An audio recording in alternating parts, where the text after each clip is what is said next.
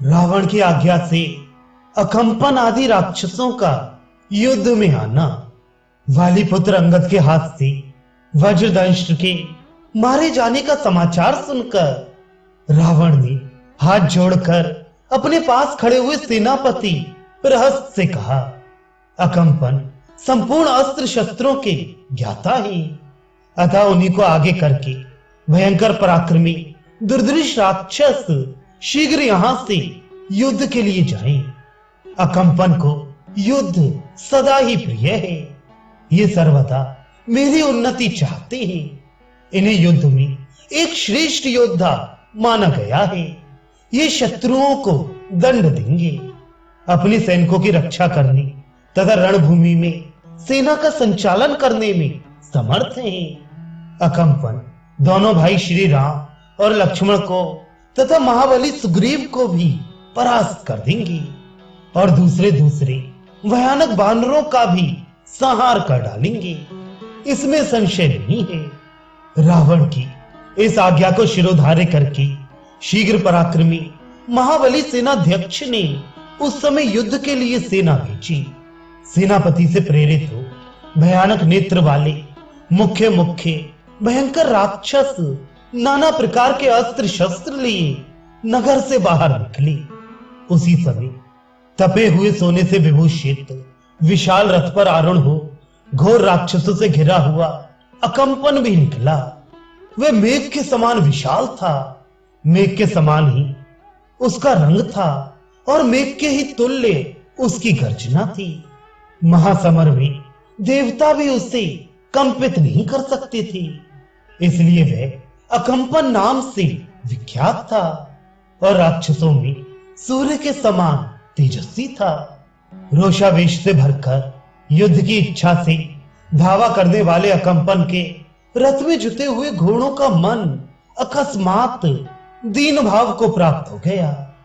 यद्यपि अकंपन युद्ध का अभिनंदन करने वाला था, तथापि उस समय उसकी बाईं आंख फड़कने लगी, मुख की कांति फीकी पड़ गई और वाणी गदगद हो गई। यद्यपि वह समय सुदिन का था, तथापि सहसा रूखी हवा से युक्त दुर्दिन छा गया। सभी पशु और पक्षी क्रूर एवं भयदायक बोली बोलने लगे। अकंपन के कंधे सिंह के समान पुष्ट थे, उसका पराक्रम व्याघ्र के समान था। वह पूर्वोक्त उत्पातों की कोई परवाह ना करके रणभूमि की ओर चला। जिस समय वह राक्षस दूसरे राक्षसों के साथ लंका से निकला, उस समय ऐसा महान कोलाहल हुआ कि समुद्र में हलचल सी मच गई। उस महान कोलाहल से वानरों की वह विशाल सेना भयभीत हो गई। युद्ध के लिए उपस्थित हो वृक्षों और शैल शिखरों का प्रहार करने वाले उन वानरों और राक्षसों से महाभयंकर युद्ध होने लगा। श्री राम और रावण के निमित्त आत्म त्याग के लिए उद्यत हुए वे समस्त शूरवीर अत्यंत बलशाली और पर्वत के समान विशालकाय थे। वानर तथा राक्षस एक दूसरे के वध की इच्छा से वहां एकत्र हुए थे।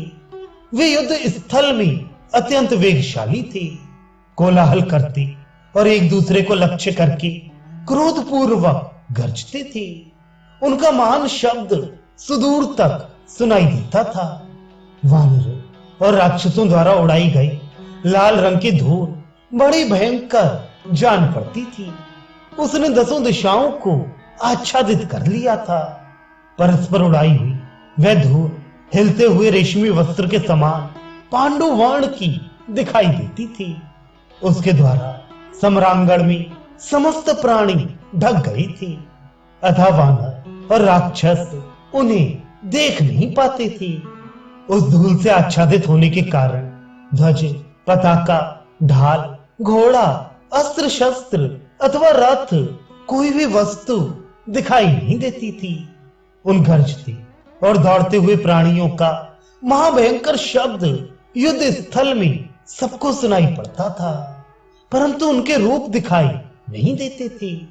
अंधकार से आच्छादित युद्ध स्थल में अत्यंत कुपित हुए वानरों ही पर प्रहार कर बैठती थी तथा राक्षस राक्षसों को ही मारने लगती थी।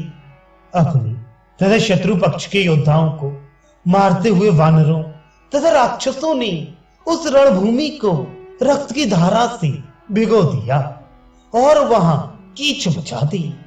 तदनंतर रक्त के प्रवाह से सिंच जाने के कारण वहां की धूल बैठ गई और सारी युद्ध भूमि लाशों से भर गई। वानर और राक्षस एक दूसरे पर वृक्ष, शक्ति, गदा, प्रास, शिला, परिग और तोमर आदि से बलपूर्वक जल्दी जल्दी प्रहार करने लगे।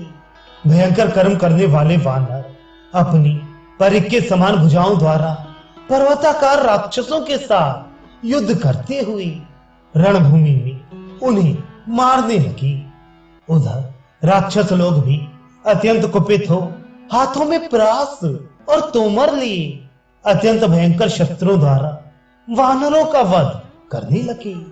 इस समय अधिक रोष से भरा हुआ राक्षस सेनापति अकंपन भी भयानक पराक्रम प्रकट करने वाले उन सभी राक्षसों का हर्ष बढ़ाने लगा।